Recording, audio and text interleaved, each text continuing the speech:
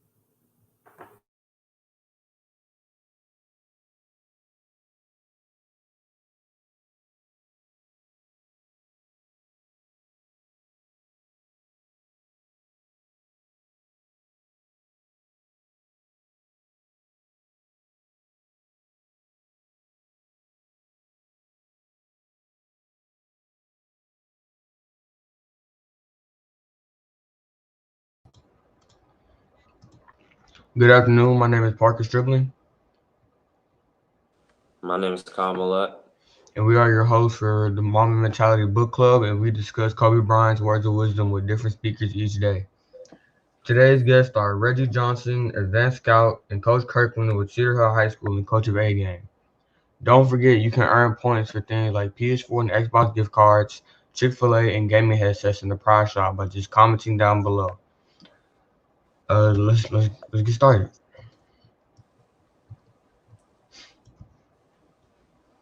So, Mr. Reggie, will you get a presentation? Mr. Reggie, I believe you have a presentation for us.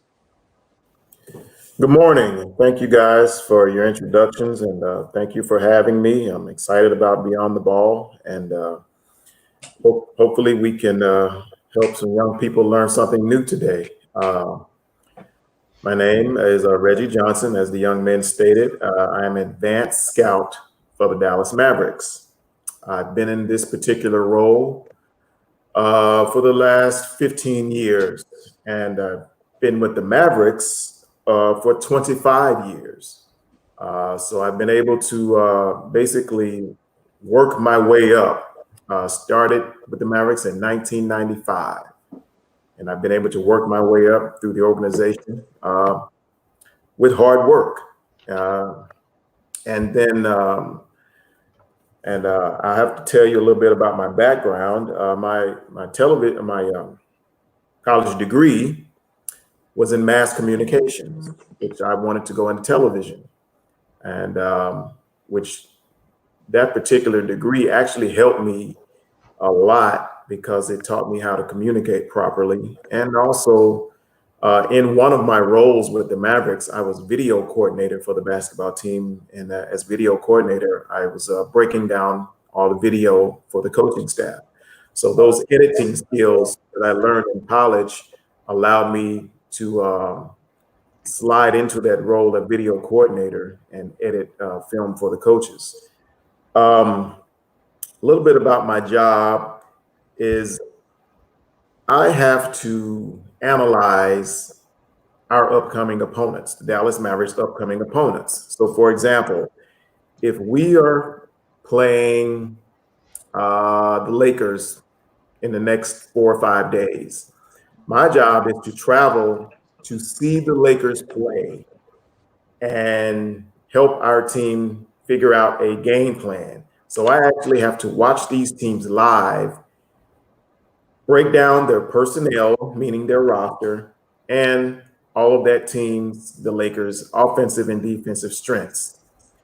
When I do this, I actually have to put together a scouting report. And that scouting report is very detailed. And the typewritten report averages anywhere from 12 to 16 pages. So for all of you that do not like to write, type, read, I would advise you to learn to do so and take advantage of it right now because it's very crucial in my job. Had I not taken my computer classes and typewriting classes very serious in high school, I would not be able to function at this job very well. Communication is crucial. Paying attention in this job is crucial. Focus is crucial. These are all skills that you have within you. These are things that really can't be taught. Paying attention, focus, work ethic. All of those are required in this job that I do. So the communication, you can be taught to be a better communicator. Typewriting, you can be taught to be a better typist. But paying attention, focus, detail, those are crucial in doing my job. Every professional sport has an advanced scout or two. Everybody has to prepare. So it's tough to win games if you're not properly prepared. So that's why I advise you guys to always prepare and prepare with a purpose. So what I'm going to do today is I'm going to show you how I prepare for a game or prepare for a team, so to speak. The first thing that I do is I watch their whole roster. Each individual player, I watch them on video to determine what their strengths and weaknesses are, because our team has to know every individual player's strength and weakness. That's how I start my report. Then I move on into the actual team, the offensive weaknesses and strengths. So having said that, today I'm going to break down Zion Williamson, who's a fan favorite for all the young people. And I'll tell you right now, the first things that I noticed about Zion, and that you all probably noticed too, he's extremely strong, he's extremely athletic, and he's ferocious. And you have to go into it with the mindset that I can't really stop this guy, but I have to limit him and make him do something that he's not comfortable doing. So what I'm going to do now is show you a few clips of Zion Williamson and the things that make him good and the things that make him bad, and how we as a team figure out how to limit him or slow him down. Okay, let's take a look at this clip. All right, the thing about Zion is that he runs extremely hard. So as this clip begins to show, you'll see how athletic he is when he's getting up and down the floor. He runs hard. For a guy that's 285 pounds, he runs extremely fast, he runs extremely hard. And if you do not get ahead of him and you allow him to get behind you, it's going to be an easy 2 points. So watch very closely as the video is queuing up right now.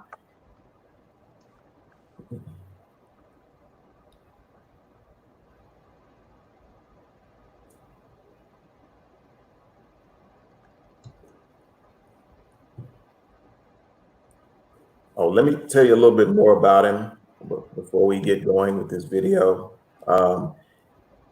The other thing that he's dominant right hand. Like when he drives to the basket, it's all right hand. And usually when he drives to his right, he scores. And what you'll notice is that when he drives left, it's usually a turnover or a bad shot. So the thing about him, if you allow him to get right, okay, here we go. Now watch him. He's getting up the floor. There he is. They had to foul him. If he's able to elevate and get off the floor quickly, it's an easy 2 points. So you foul him while he's on the floor because he's so strong. And the thing about him, he's not a good free throw shooter. So you send him to the free throw line, it's a good foul.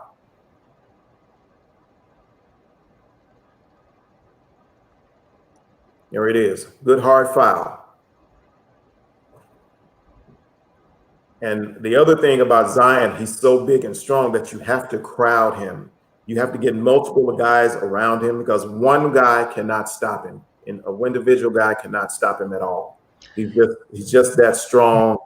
And again, they list him at probably 6'8". He's not 6'8". He's more like 6'6".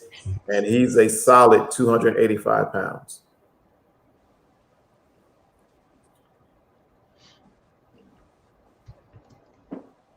The other thing about Zion that that we like is he's not a good perimeter shooter. We would much rather him shoot jump shots than attack the rim.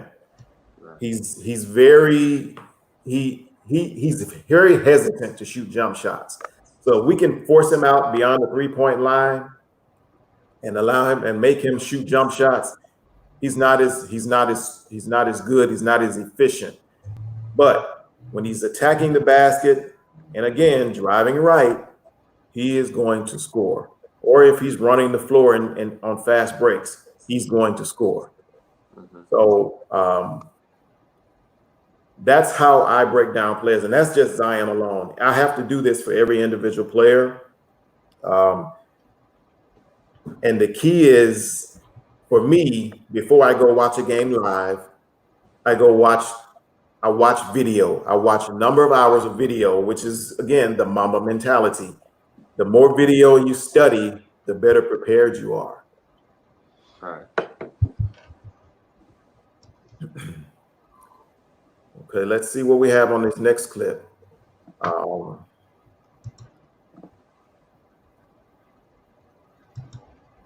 We see Zion up running the floor. He's involved in a pick and roll. He catches. Again, there he is. See, he tried to go right. They forced him left, took a bad shot. Every single time that he's forced to his left, it usually results in a turnover or a bad shot. And it's hard. It's very hard now, but your defense has to be focused on taking away his strong right hand and forcing him to his left. And pretty soon here, you'll see that when he's able to get to his right, it usually results in 2 points.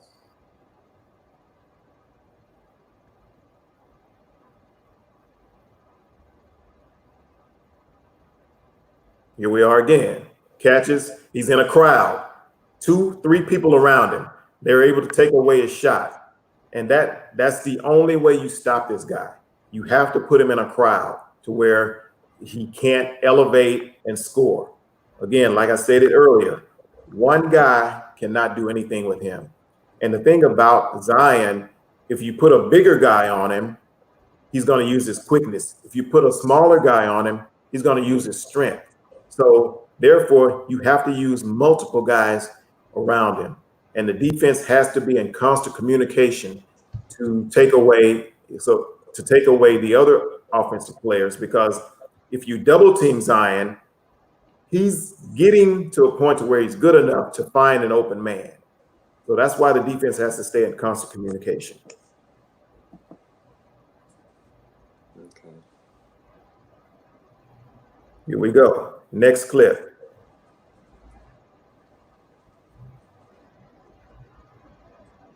All right, he catches here on the baseline. He's forced left. Look at what happens. Turnover. They forced him to his left. Had he been able to drive baseline, it was going to be a dunk. The defense forced him to his left hand. Turnover. That's good defense. Those are the things that we have to do to limit this guy.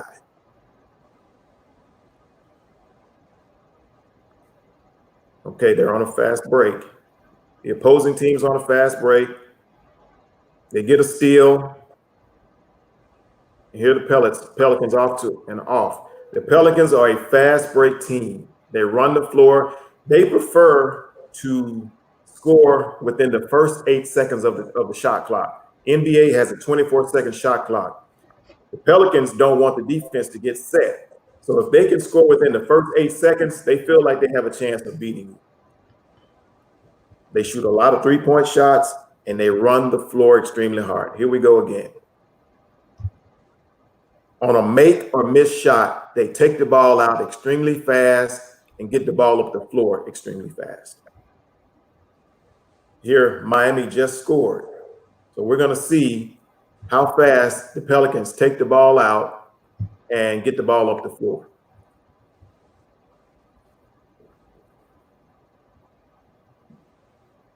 Okay, so here they are. They just scored. Miami just scored. And we'll notice how quick the Pelicans take the ball out. And this is after a made shot.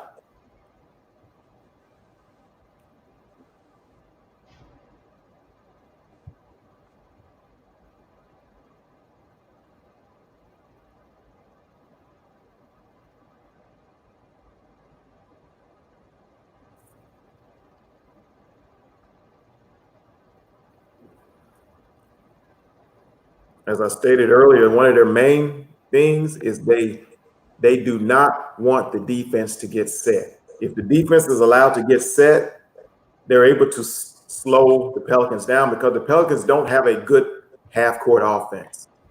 They like to run fast and score fast, shoot threes, and not have to run an actual half-court offense where they're actually calling plays. And that's why I chose them, because they're one of the easier teams to scout because they don't run a lot of plays.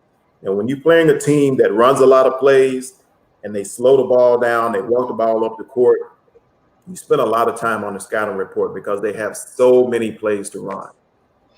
But in this case, with these guys, they're fast paced, kind of like they're a miniature version of the really good Golden State Warriors, not the bad Golden State Warriors, the good Golden State Warriors. They try to emulate the Golden State Warriors with their team now by playing fast paced and shooting a lot of 3-point shots. I was going to ask a question. Do you know how many teams are 7 seconds or less in the NBA? About 6, no more than about 6. Most teams are now, a lot of teams are now trying to play at a faster rate just because players are so fast now and more athletic, and it puts pressure on the defense when you score faster. But I'd say New Orleans is one of those teams. Golden State, of course. Let's see who else plays fast. I'd have to think more about that one. That's a good question. Phoenix tries to play fast now. Yeah, there's another team that tries to play fast. Denver Nuggets play fast. But now now that they have Jokic, they slowed it down a little bit. That's a good question.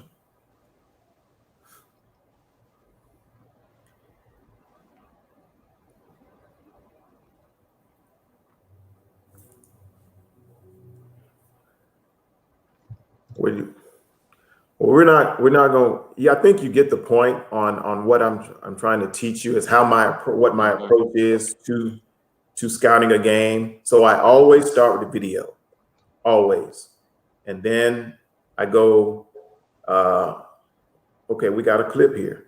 Here we go. They come down the floor, and the other thing about them, they usually only make 2 to 3 passes before they're trying to score. This is actually good defense by Miami because it forces the Pelicans to pass a lot more than they want to pass, and it resulted in a bad shot. If you can force them to make 5 passes, you're doing well as a defense. But if they can make 1 to 2 passes and take a shot, it's in the favor of the Pelicans. That was a really good clip. And Miami is known as one of the better defensive teams, so they did a good job that time.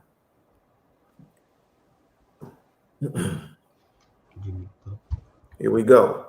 They're off and running. They scored. Miami scored, but the Pelicans get the ball up the floor fast. And there he is. Zion got behind the defense like you don't want him to do, and it's too late. They get a dunk.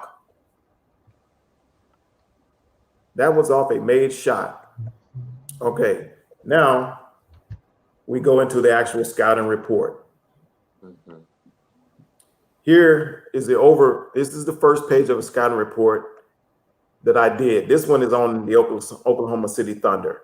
The first page of a report shows all the statistics, every player's statistics, shooting percentages and so forth, and where we match up with the Oklahoma City Thunder. The snapshot shows where we match up with them offensively. The lower bars indicate lower percentages, the higher bars indicate higher percentages. Moving on to the next page. Here's a snapshot. I give a snapshot on how the Oklahoma City Thunder is doing, or whatever that team is I'm scouting, how they're doing at that particular time. At that particular time, they were on a pretty good winning streak, and they were one of the best defensive teams in the fourth quarter. So basically in the fourth quarter, they ramp things up and they decide, okay, we're going to stop you because we want to win games. They were on a winning streak. And the other thing, the snapshot that I added on about the Thunder at that time is that they're very athletic, they're very long, and they're high energy. They're very high energy. So if you come into the game relaxed, thinking you're going to get an easy win, you're going to have a problem with the Oklahoma City Thunder. And then I break down all of their strengths, what I see as the other team's strengths and the other team's weaknesses. Like, for instance, one of their strengths is pick and rolls. With Chris Paul at the point guard, Dennis Schroeder at two guard at times, or backup point guard, however they want to play them. They are super talented at running pick and rolls. And then I break down their weaknesses. The Thunder are a bad three-point shooting team. So if you can force them to shoot threes and not play one-on-one basketball, you have a better chance of winning the game. And then I always add their top 5 to 6 plays. Most NBA teams run a large number of plays, but you're never going to get all of their plays. No matter how much I scout them, no matter how many times I see them, we will never have all the plays they run. And I've had to tell our coaches in the past, look, even if I get their playbook, it doesn't matter. Players have to play and coaches have to coach. The main objective in a basketball game or any game is to score more than the opponent and limit the opponent from scoring. That's the bottom line. But again, on their offensive sets, what I like to do is come up with their top 5 to 6 plays and focus on those and let our team know these are the things that these are their most frequent plays, and these are the things they're best at. Okay, moving on to the next page.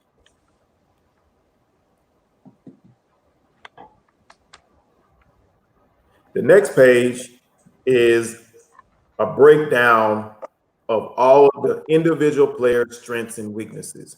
This is where our players, or any player usually, this is what every player wants to see. They want to see who they're guarding and what their strengths and weaknesses are. So we can't do a whole lot. We can't type a whole lot because most players have a short attention span. And I'm not trying to be funny. They just don't want to read a lot of stuff. They want to know the top things that these players do. So what I do is I pinpoint the top strengths, their top weaknesses, and each individual player knows who they're guarding. That includes the starting 5 and all the role players and all the bench players. This is what I have to do for every single game. Break down individual strengths and weaknesses for each player. Moving on to the next page. Not only do I have to type a lot, I have to diagram every play that I see. So we have a program, software, we have computer software that allows us to diagram the plays. So when I go watch a game live, I can't diagram live during the game because an NBA game is fast paced. If you've ever seen an NBA game live, it's hard to keep up. So what I do, that's why I watch film in advance. I watch film, I watch video to have an idea of what I'm going to see. I also, during the game, when I'm at a game live, I have a notepad and a pen and I'm jotting down notes. And if I have time to draw a play, then I draw it. And then when I go back to my hotel room at night, that's when I have time to actually diagram the plays that I see. And here with the Thunder, you'll see many of the plays they run in each different category. I always start with early offense, which is secondary offense, which if you're a basketball player, you're familiar with secondary offense. Then I go into pick and rolls. Then I go into post-ups. Then I go into basic half-court offensive sets. Then I go into out-of-bounds plays. And if they run a zone offense, I put in zone offense as well. So as you can see, a scouting report is extremely detailed. And the most tedious part for me is diagramming plays. On to the next page.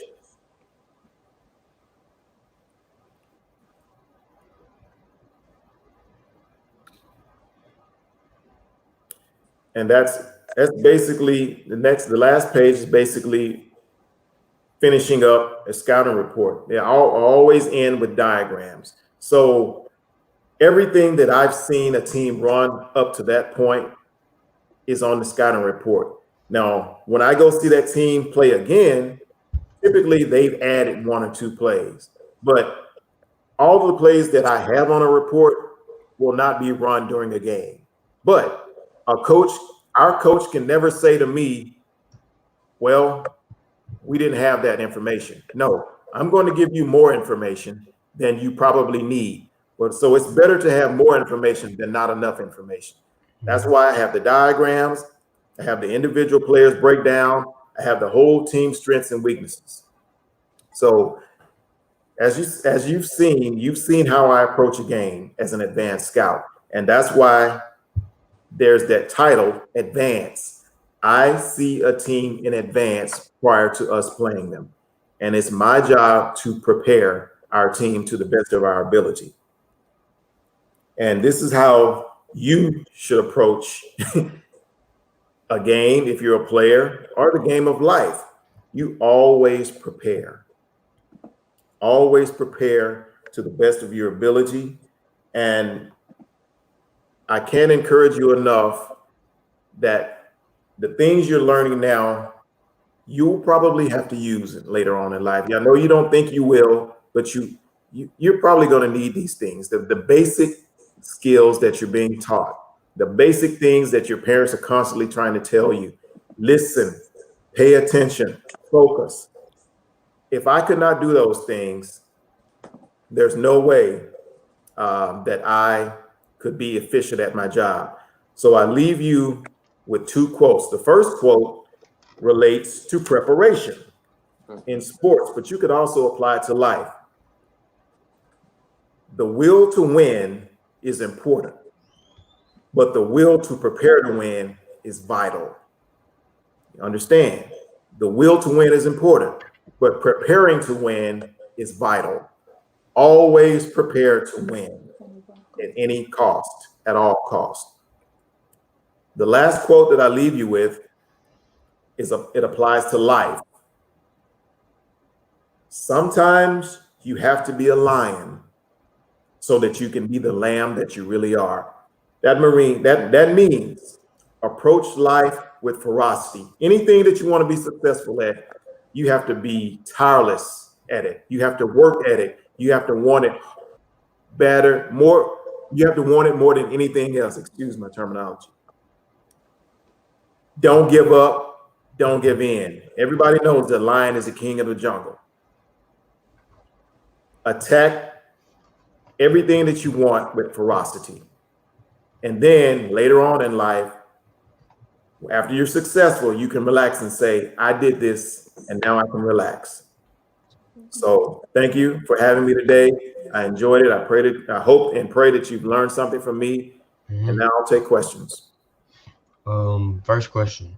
What is sports IQ, and how important is it that a team and player both know how skilled and intelligent a player is?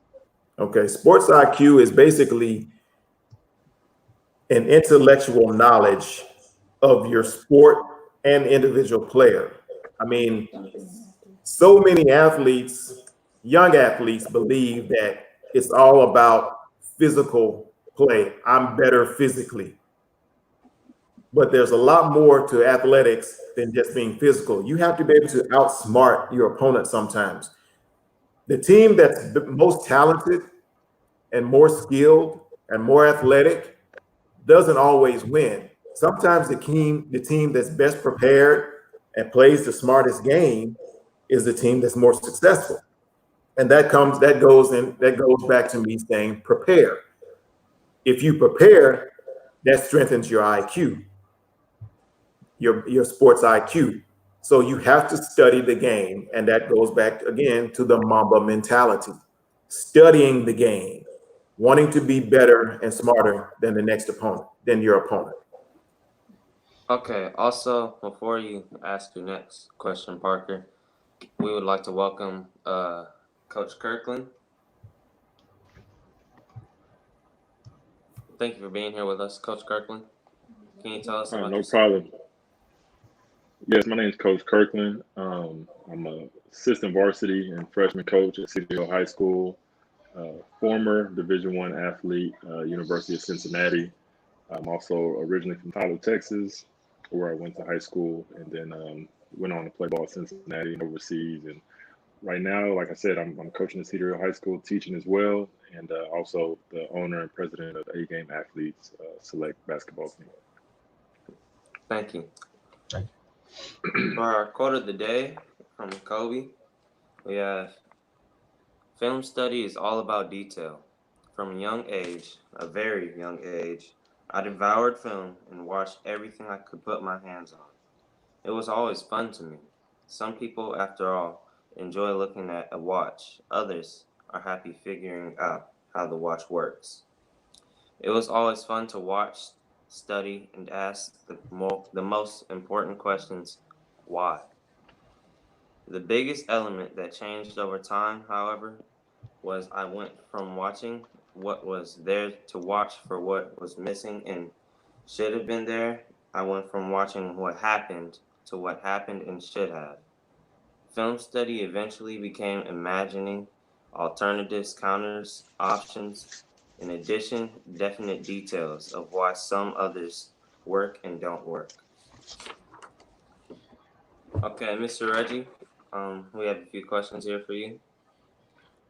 What is sports IQ, and how is it important to a team to know how others play and how to prepare better for that if they lost the previous game?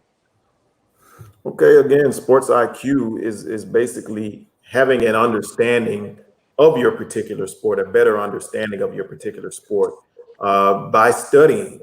Uh, um, so many athletes, especially young athletes, believe that it's all about physical, being able to outmuscle, being able to outrun, being more athletic. But the most athletic, the strongest, the fastest athlete doesn't always win. It's the guy that's best prepared, the guy that has a better understanding of, of his opponent, of the whole team concept. That's what IQ is, and that comes down to preparation. Also, if you were scouting a high school game, what would be most appealing? A player's skill, sports IQ, or attitude on the court? That's a really good question. If I were scouting a high school game, all of those are important. I would say, looking at a high school kid, I would start with his skill set, his or her skill set, and attitude is extremely important because we like to look at how a guy or a girl interacts with his or her teammate, how they respond to the coach. Are they coachable? Are they listening? Do they get their other teammates involved on the court, or are they selfish? But I like to look at skill set, of course. And if you find a high school kid that has a high IQ, that's somebody that you really want to follow a little bit more and pay attention to, because they're already ahead of the curve, so to speak, if they have a high IQ. The skill set, that's great, and they can always improve. We can always improve a high school kid's skill. But IQ, that's something that's very invaluable. And then, of course, attitude is everything. Okay. One last question for me. When you go to each game, how many different scouts do you see? Oh, that's a good question. There are a number of different scouts. It averages. It depends on what city I'm in, but it really it ranges. There could be 3 scouts, there could be 5, there could be 6. And here's the other thing. There's the advanced scout, which is what I do, and then you have the pro personnel scouts, which pro personnel scouts are there to strictly watch players for upcoming free agency Every team has pro personnel scouts that has to that they require that we watch every player and create a database so that we know when free agency comes up or there's a time to make a trade, we have information on every single player in the league. So you got pro personnel scouts and you have advanced scouts who are studying the teams. So it ranges. It varies the number of scouts that are at games. Okay. Coach Kirkland, I have a few questions about your journey as a player and as a coach. Can you Okay, tell us sounds about it? good. Yeah, so basically, I'll just start, how I started playing basketball. I was kind of a late bloomer as far as the team basketball concept. I know a lot of kids these days are playing select and AAU at 7, 8 years old. Being from Tyler, Texas, and East Texas, it was more so Little League football, Pop Warner football, and Little League baseball that most kids played in. We did have the YMCA, but I didn't participate actually. And so I started out second, third grade with baseball and football. I didn't actually play on the basketball team until 8th grade. But I always played, with my older brother. I played in the yard. I always worked on my game, even though I wasn't on a team. When I would see, something that like Coach Johnson was talking about, watching game tapes of Michael Jordan or Allen Iverson or Kobe or any of these guys that were a little older than me, I'd try to emulate that. So even though I wasn't on the team, I still want to make those moves and go do things that they were doing. When I'm just outside playing with my friends or playing with the neighborhood kids, I wanted to be the best I could be. So I was always working on my game. I just didn't play on a team until I played on my 8th grade middle school team. And I actually played on my 7th grade football team, but I didn't play basketball 7th grade. I don't even know why, but I didn't. But so, and I say that to say, you can start at any time. You don't have to play 1,000 games at the age of 5 years old, and that's not going to necessarily make you good. You can start late and you can be better than somebody who's been playing for 5, 6 years. And part of that is just your work ethic. So after that, obviously I played high school. My freshman year, I was on varsity at John Tyler High School. And I was pretty unknown. Still had never played AAU before. Going into my sophomore year, I was on varsity again. And I remember the beginning of the school year, after my freshman year on varsity, I got ranked number 5 in the state of Texas.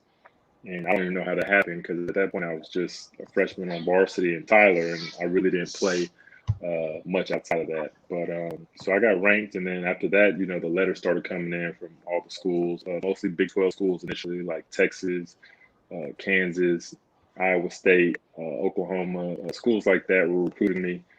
And then from there, after that sophomore year, that's when all the AAU teams that heard about me and saw the ranking started calling either to my house directly or to my high school coach. And then, so at the end of my sophomore year, I started playing AAU for the first year. And like I said, so that's, in the 10th grade, going into my junior year is the first year I ever played AAU. Up until then, I just played school ball a couple years. And so then like I said, the recruiting process continued. I was invited to Nike All-American Camp, Adidas All-American Camp. Actually, the year I went to Adidas camp was my junior year, and LeBron was there. And he was a year younger than me, so he was there, and he was pretty much had his coming out party there. There was another guy there that was pretty well known, Lenny Cook, that was a high recruit when we were in high school, and LeBron. You kind of made a bigger name for himself there, and then he went on after that. It was his senior year, and so he just blew up from there. But I got to play with a lot of guys that are in the NBA now at these camps in AAU, and so during the recruiting process, Coach Huggins at Cincinnati was one of my favorite schools. One of the reasons I chose Cincinnati, especially as a kid, or in high school kid, is because of their jerseys, their logo. The Seapaw, they were sponsored by Jordan brand, and it was just appealing to me. For me, I just wanted to go play somewhere and have fun, and so I chose Cincinnati. And I played there for 4 years. Learned a lot. Like Coach Reggie Johnson was saying about the film. We watch a lot of film, and that's something I never did in high school. I was never taught that. I wish I would have started at you guys' age. I would have been more prepared going into college to really contribute at a high level if I understood basketball at a high level from the beginning. But we didn't do that in high school. My high school coach and middle school coaches didn't teach us that. And like I said, I didn't have AAU coaches that really taught me that. So I learned a lot, my first 2 years at Cincinnati that I didn't know. I just thought it was, I'm 6'8" and athletic and could dribble and shoot. I just thought that's all you had to do. But at the next level, there's a lot of guys that can do that. Not everybody. There's still levels of talent, in college and the NBA. But a lot of guys, it's a little, the gap is a little closer as far as the talent and skill level. So you have to really understand how to play basketball, and that's where all the film work comes in, all the time that you have practicing and really putting in the effort to get your mind and your body right. And so, I did 4 years at Cincinnati. Unfortunately, my senior year, I tore my ACL. And that's something that, happens. Injuries happen, and sometimes careers get cut short. I tore my ACL my senior year in college, right before I was getting ready to go to the NBA draft. And so I went to the D League. After I got cleared and released to play, I went to the NBA Developmental League, which is called the G League now. And when I went to the G League, actually the first week of training camp, I was with the Fort Worth Flyers. And this is coming off my ACL tear in my left knee. And so the first week of training camp, I tore my other ACL. So this is another ACL tear in less than a year. And so I had to once again rehab from that. And then after those two injuries, I decided to just go overseas and try to just, play for a couple of years as long as I was semi-healthy. And that's what I did. I played overseas for about 3 years. Then when my knees were just bothering me to the point where I was just in pain most of the time, I just decided to stop. But lucky for me, I say that to say, everybody's journey is different. I was blessed enough to get a full scholarship, and I took advantage of it. I graduated from college in 3.5 years. So my senior year, when I hurt my knee, I pretty much was able to rehab, and I didn't have classes or anything. I just was able to rehab until, I went on and did my thing in the D League and overseas. But like I said, I was blessed to have the opportunity to get my degree, and then so when I did stop playing basketball, it was an easy transition for me to go into coaching. Obviously, if you want to be a teacher, you have to have a degree. So I had my degree already. All I need to do at this time was get a field that I want to teach and get a teaching certificate, which I did. And so I've been doing that ever since I stopped playing overseas. And then one thing, originally, when I first stopped playing overseas, I wanted to get into coaching. So I started my AAU program as well, A-game athletes. I thought I wanted to do college coaching, but I did that for a year at a junior college, and I realized that the junior college thing is not really for me.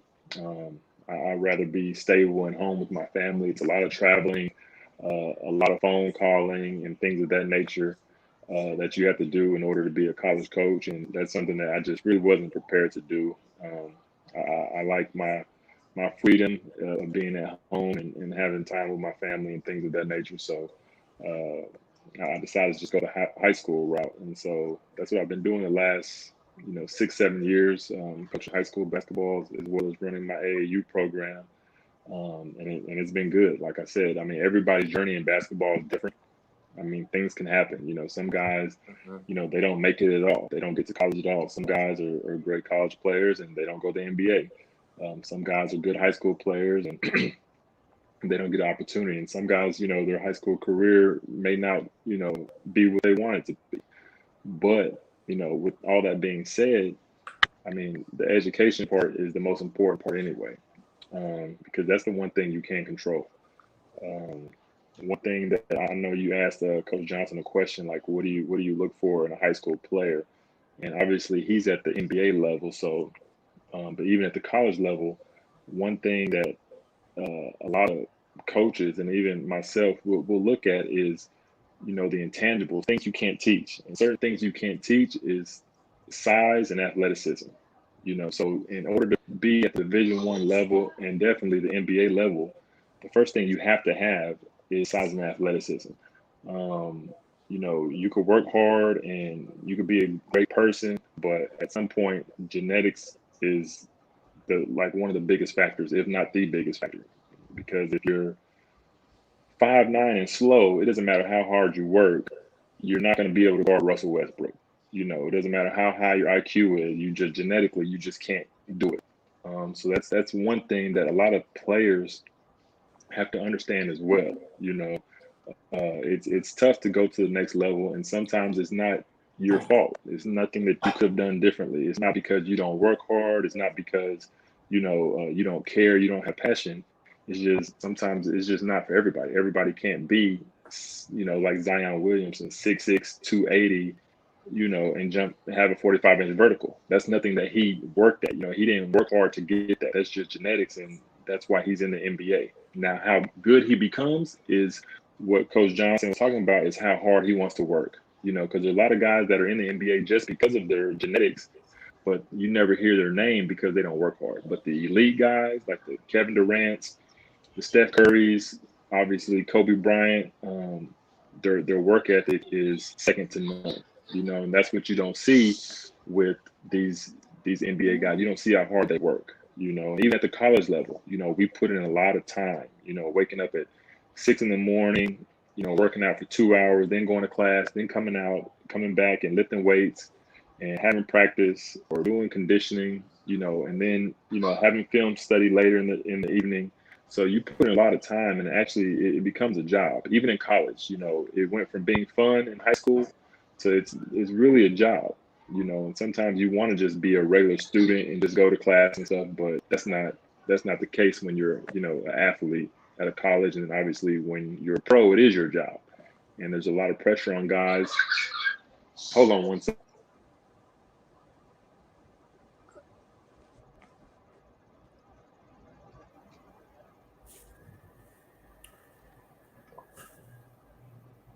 I'm sorry about that. Anyway, so there's a lot of pressure on guys, even at that next level, to maintain their careers as well. Because if you have a bad year, it's a lot of pressure. Like, okay, well, I got $1 million bills, and I don't know if my contract's going to be up. I didn't play well, and things of that nature. So it sounds like it's all fun and games, but there's a lot of pressure on those guys as well to perform at a high level consistently. And so, you got to take the good with the bad when it comes to playing basketball. And like I said, but at the end of the day, if you have your education, you can move on to do other things at any point in your life. And that's one thing I tell kids all the time. I know there's a saying that's going around that says ball is life. That's one thing that I never say, and I don't really agree with, because basketball is not your life. Life is so much bigger in basketball. Like if ball was life, that means you can't live without it. And obviously, plenty of people are maintaining and living well without basketball. And I give another example. My brother, which we have the same mom and dad, he's a doctor right now. So he's pretty much making what I make as a teacher. He makes that every month. What I make in a year, he makes that every month. And he got cut from the varsity team as a junior. Get the grade, but he got cut as a junior. So he played freshman basketball, then he played on the sophomore team as a sophomore. And a junior, he skipped to a senior year, but he didn't make the varsity team. He got cut. But that didn't stop him from being successful in life. He graduated from Texas A&M University, and then when I signed with Cincinnati, he went to Cincinnati Medical School so he could be close to me. He's my older brother by 3 years. And so when I was signing with Cincinnati, he, applied for medical school there, and he got accepted. So now he's a doctor. Like I said, he's doing well for himself. And he just, obviously used his mind to be successful. And yes, he wanted to be, probably a varsity basketball player, college basketball player, but it didn't work out for him. And obviously it worked out for me. I was a freshman on varsity at the same school that he went to, and he didn't even make the team. But our talent level was different, and then obviously our work ethic was different too. I worked at it a lot harder than he did. But I say that to say this, that, it didn't work out for him, but it didn't derail him from being successful in life.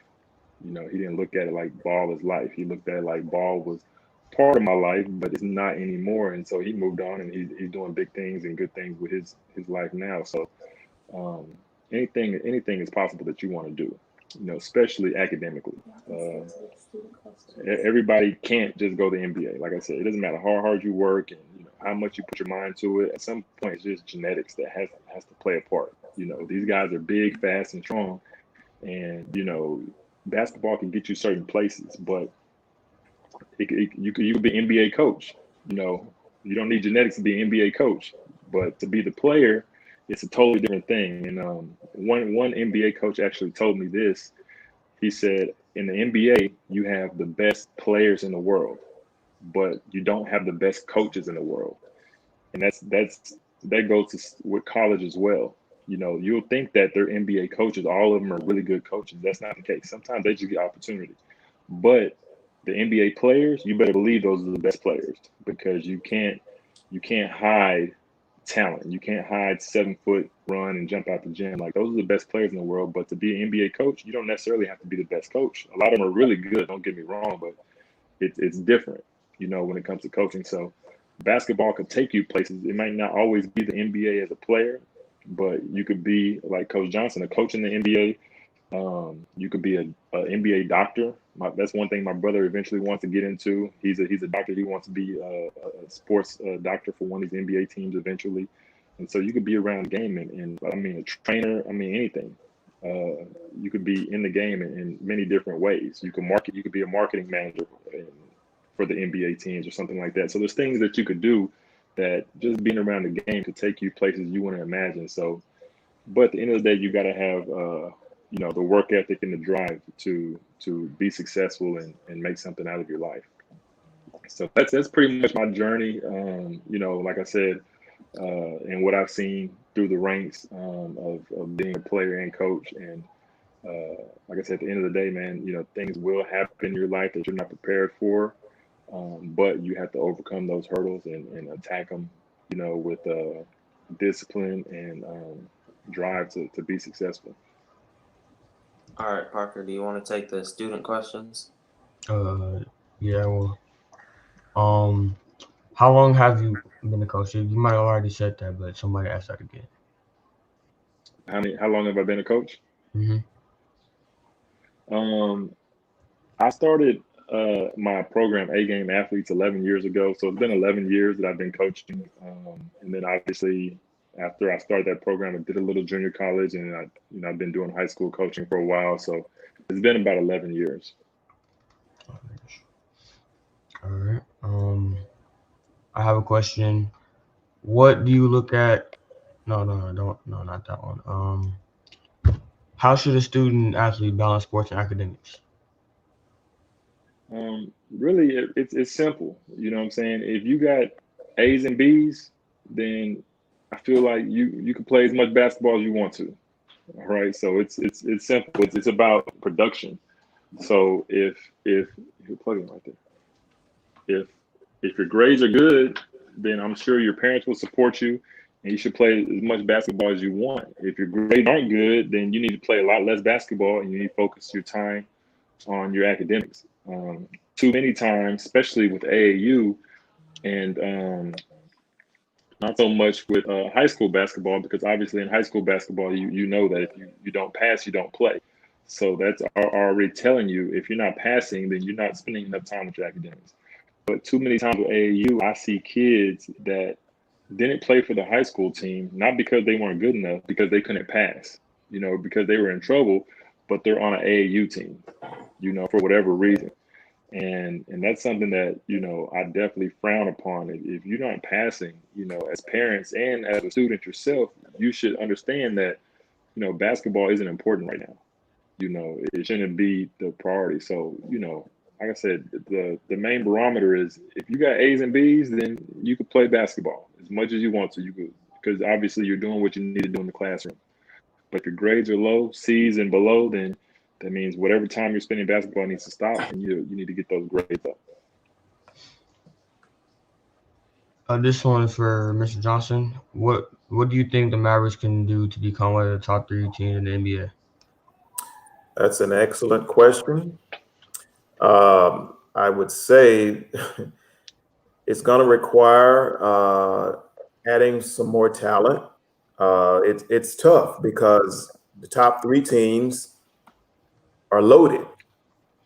Milwaukee's loaded. The Lakers are loaded. Clippers are loaded. If you break it down by personnel, player by player, they have better players than we do. And that's just the honest to God truth. So basically it comes down to getting better from a talent standpoint. And there's no other way around it. It's just that simple. And that just comes with adding players in free agency and our younger guys getting better and developing their skills every day. Some markets, meaning some teams like Los Angeles, Miami, those areas are more attractive for players, for free agency. Dallas, this particular city hasn't done well in free agency, but that could change. So it just comes down to making the best trades and guys, the top free agents wanting to come here. That will elevate us to move up. And so right now we're 7th in the West. So we got to get from 7th to 6th first, and then from 6 to 5, 5 to 4. So it's a step-by-step process. It's not going to happen overnight. We've been there before, and it was fun. And I had the pleasure of having that experience. And there's nothing like winning a championship. There's nothing like I've been in 3 Western Conference Finals. I've been to the NBA Finals twice, and it's something that you dream of as a kid, the whole experience. But to actually live it, it's an incredible feeling. So I hope I answers your question. But it comes down to obtaining better players. And not saying we have bad players, because with any team at any level, some teams have better talent than others. That's the bottom line. Last question, probably for today. Which player has the best skill set to you, Mr. Johnson? Which player has the best skill set?